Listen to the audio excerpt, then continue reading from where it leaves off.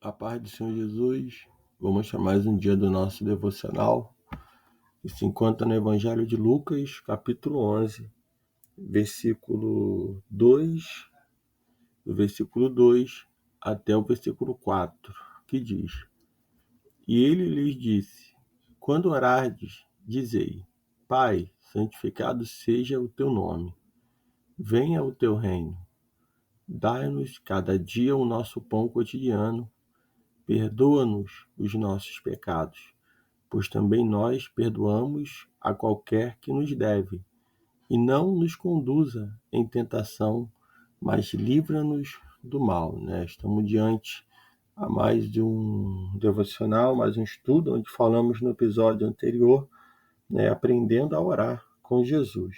O que nós estamos aprendendo a orar com o Senhor. E a palavra do Senhor nos mostra que os discípulos ali chamam Jesus em particular, e pede ele que viesse ensiná-los, a orar, da mesma forma que João ensinou os seus discípulos. E ali Jesus ele vai ensinar os seus discípulos a oração tão conhecida, que é a oração do Pai Nosso. Então, nós vamos falar hoje sobre a oração que Jesus ensinou. Nós observamos que acerca da oração, a necessidade de redescobrirmos o seu poder. Orar é falar ou comunicar-se diretamente com Deus. A primeira oração, ela nos conforma à vontade de Deus, pois só pode ser feita a partir desse critério. Então, a oração, ela vai nos conformar, para a vontade do Senhor. Ela também é feita em nome de Jesus, com auxílio do Espírito Santo, e com fé. E o segundo ponto na oração que Jesus ensinou é que temos de conhecer os empecilhos para a oração eficaz. Mas pode existir uma oração que não seja eficaz? Sim.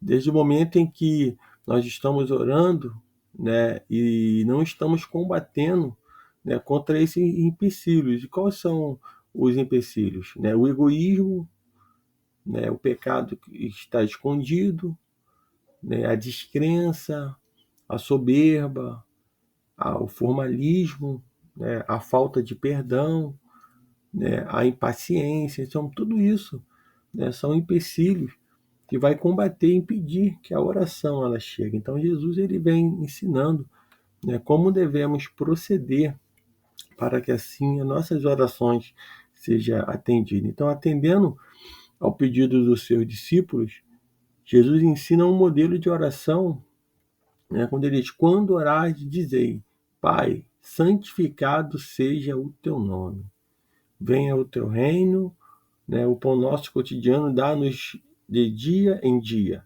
perdoa-nos os nossos pecados, pois também nós perdoamos a todos que nos devem, e não nos deixe cair em tentação. Então essa oração, ela é comumente com o chamado Pai Nosso, bem conhecido, desde criança. O cristão, ele, até o religioso, ele tem o costume de estar orando, fazendo essa oração. Então, ela foi ensinada por Jesus em duas ocasiões, nessa passagem de Lucas e em Mateus, Mateus capítulo 6, versículo 9 ao 13, vai falar, onde também ela foi ensinada. Então, devemos estar aprendendo, entendendo, para não orarmos simplesmente fazer uma oração de um religioso, mas uma oração compreendendo realmente, ali os ensinos do Senhor Jesus. Então nós vamos ver, que a oração ela apresenta duas divisões. Primeiro, quem é Deus? Quem é Deus? Deus é nosso Pai e nós somos sua família. Então devemos orar como filhos. É isso que nós devemos nos colocar diante do Senhor. Se Ele é o nosso Pai, nós somos filhos. Pai nosso que estás nos céus. Então é o nosso Pai. Embora a relação de Jesus Cristo como Pai seja como Filho unigênito, portanto única, serve de modelo para que o povo de Deus se dirija a Ele também como Pai celestial. Nesse ponto, Jesus é absolutamente inovador, pois ele vai introduzir na oração um elemento relacional, e para isso ele nos ensina a chamar Deus de Abba. Abba, a tradução é paizinho, né? Então, essa forma de tratamento seria inadmissível para o formalismo da religião judaica, né? Que nem sequer pronunciava o nome de Deus por ocasião de uma forma de proferir, né, o nome do Senhor em vão. Então, para Jesus, a oração não é mera prática litúrgica, mas o meio de nos relacionarmos com Deus de forma bem próxima, né? Então, essa é a forma, né? Através da oração, nós nos achegamos a Deus de uma forma mais íntima, né? Como ele diz aqui, né? Quando ele ensina a chamar de Abba, né? O significado de Abba é paizinho, né? Algo relacional, é algo íntimo, né? Ao qual fala, se achega ao Senhor. Então isso demonstra realmente a intimidade com o Senhor. Mas vamos ver também que outra divisão, outro ponto importante, né, de quem é Deus, é aquele quando ele diz santifica, santificado, né? Adorado seja o teu nome, ou seja, a sua pessoa.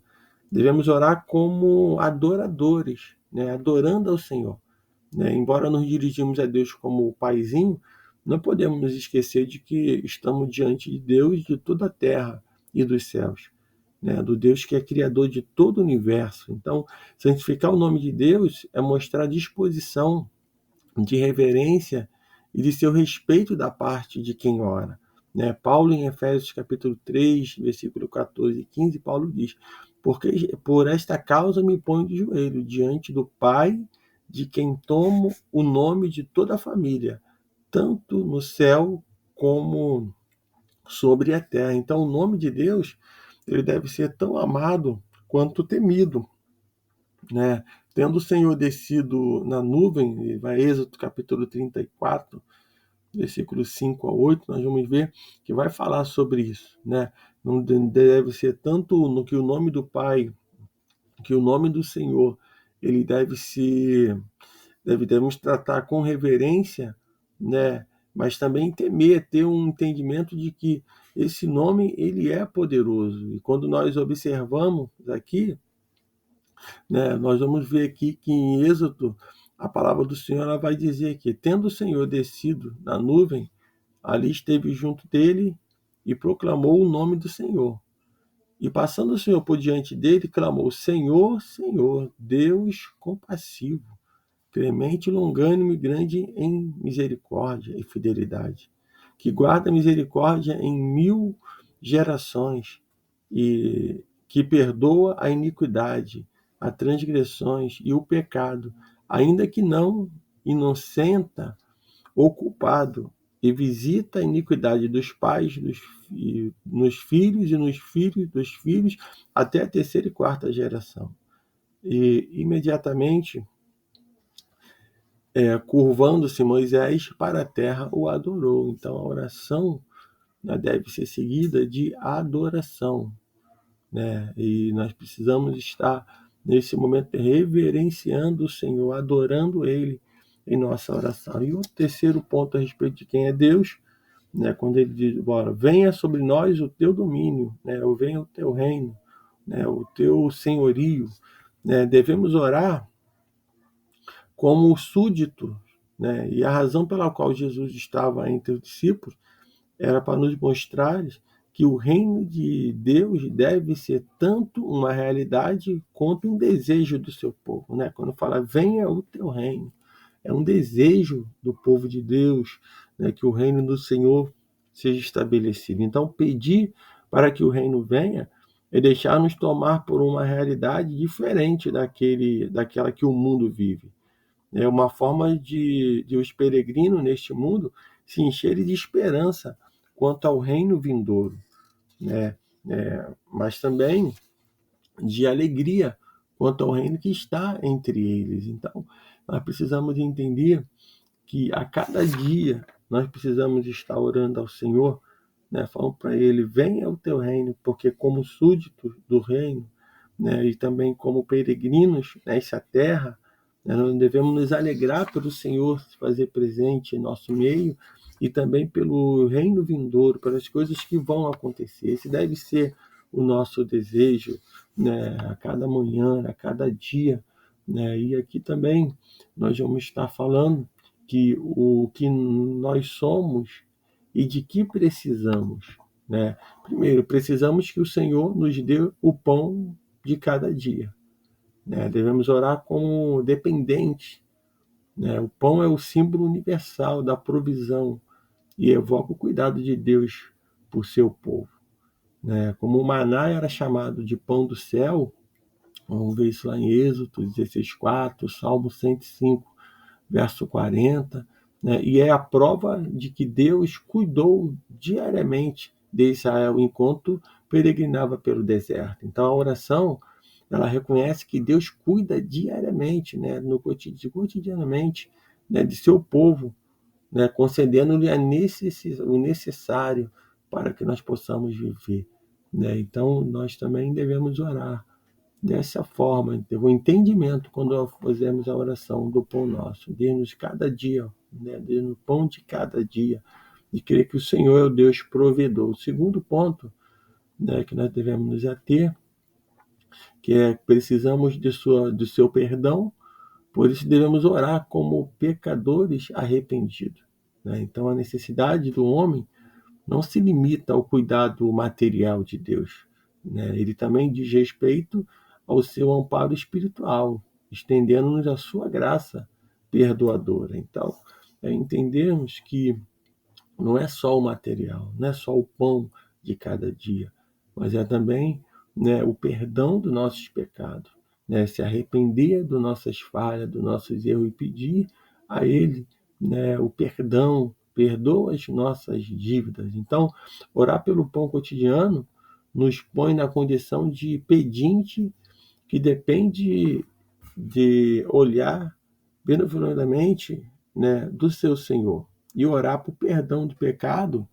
Nós vamos ver que tudo isso vai nos aproximar de Deus, porque, né, o perdão dos pecados nos coloca na condição de pecadores, né, que precisam da misericórdia de Deus.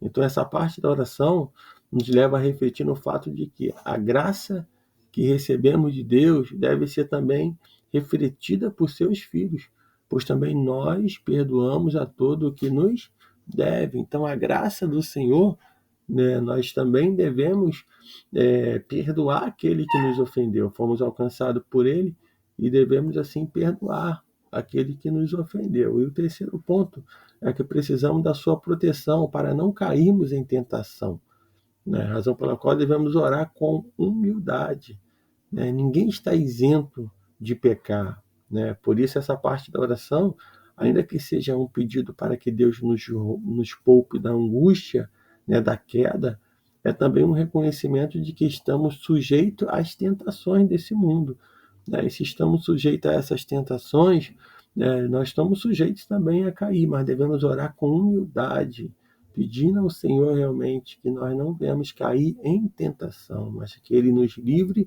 de todo o mal. Então, essas petições cobrem toda a nossa vida, né? As necessidades presentes, os pecados cometidos do passado e as tentações futuras. Então, a importância de nós estarmos orando a cada dia, pedindo ao nosso Pai, né? O Pai Nosso, né? Nós vamos ver que a oração do Pai Nosso e a provisão, né, de nossas necessidades, o Senhor é aquele que provê, né, a provisão para aprender a orar. Quando os discípulos ali pediram, ensina-nos a orar, Jesus ensina, né? A provisão para viver em santidade, quando ele diz, santificado seja o teu nome, né? A provisão para desejar o reino de Deus, venha o teu reino, e a provisão para o pão diário, o pão nosso de cada dia, dai-nos hoje, né?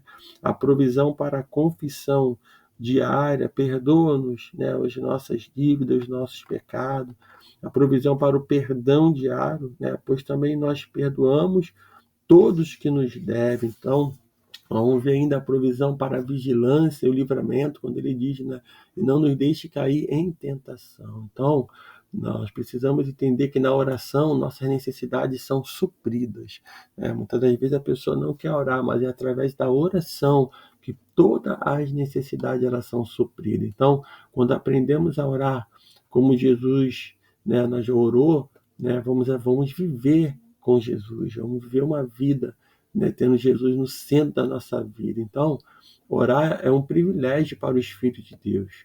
Então, que você faça da oração uma prioridade em sua vida, né? A partir de hoje, se assim não faz, né? Busque na oração o suprimento de todas as necessidades, né? E confie que Deus ouve a oração de seus filhos. Então, que o Senhor ouça a tua oração nesse dia, que você se alimente, né? Entenda a importância de estar orando, né? Como nós devemos nos colocar. Então, a oração que Jesus ensinou é uma oração para que nós venhamos, né, estar exercitando a cada dia. Então, nós estamos aprendendo com Jesus como orar. E no próximo episódio nós vamos falar sobre uma forma de oração, que também é importante para que nós possamos estar aprendendo mais e mais, né, a orar, a aprender com o Senhor. Então, que Deus te abençoe nesse dia.